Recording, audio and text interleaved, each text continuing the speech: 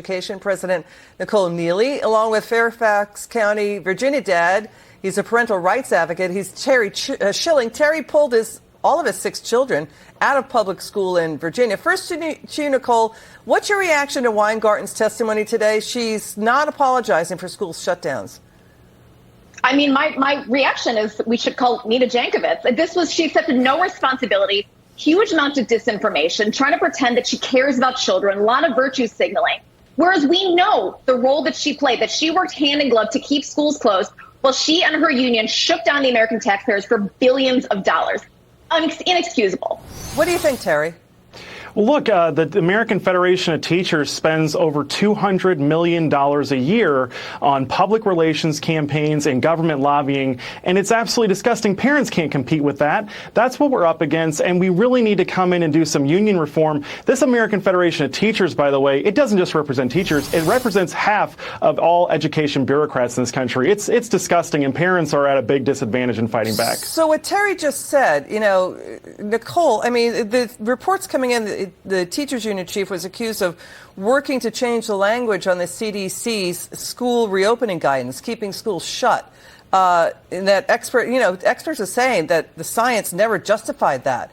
And at the same time, they're pocketing tons of money, and schools are getting tons of U.S. taxpayer money. Nicole.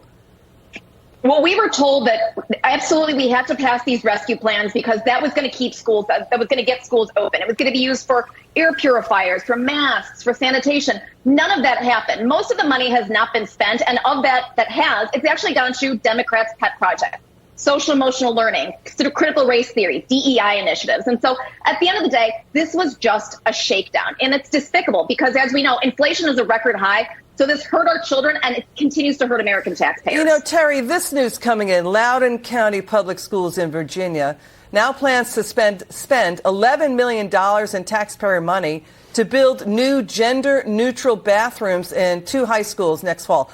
Why do they continue to treat students and children as the unconsenting thought experiment subjects, of their untested policies? Why are girls supposed to silence their discomfort and share spaces with boys who could be older than them in the bathroom? That's unsafe. Have they shown any research on this? What are the data points showing that this is good for children? What's their proof to do this? Well, Liz, I think by this time we should all know that this is not about educating our kids. This is about indoctrinating them. This is about creating little mini revolutionaries. Our kids, by the way, I pulled my kids out of Fairfax County Public Schools. 32% of kids can read at grade level in Fairfax County. They're spending $19,000 per pupil here. Right? This is disgusting. In the 1960s, Liz, we had an education system that put men on the moon. Now we don't even have kids that can spell Mississippi without Googling it. It's absolutely a travesty. They're more intent on their ideological agenda, pushing wokeism and all that. Terry, have they shown any proof, any evidentiary proof, any research showing that this is good for schoolgirls to share bathrooms with boys older than them? No, and we don't need the research to do that. We already have the criminal case in Loudoun County alone. I'm so shocked, but then again, I'm not, because of how evil and corrupt these people are. There was a girl that was raped last year by one guy, and you know what they did? They moved him to another school, and he raped another girl. This is out of control, and these ideologues are covering it all up.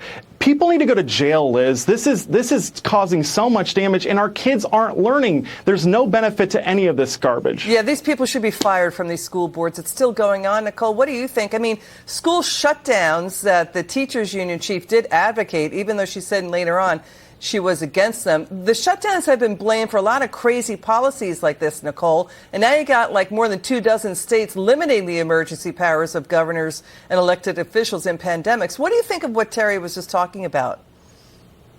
I mean, I think it's fascinating that they're experimenting on our children. The same people who brought us the mental health crisis in our schools are now saying, give us more money and we'll fix it. I'm sorry, but no.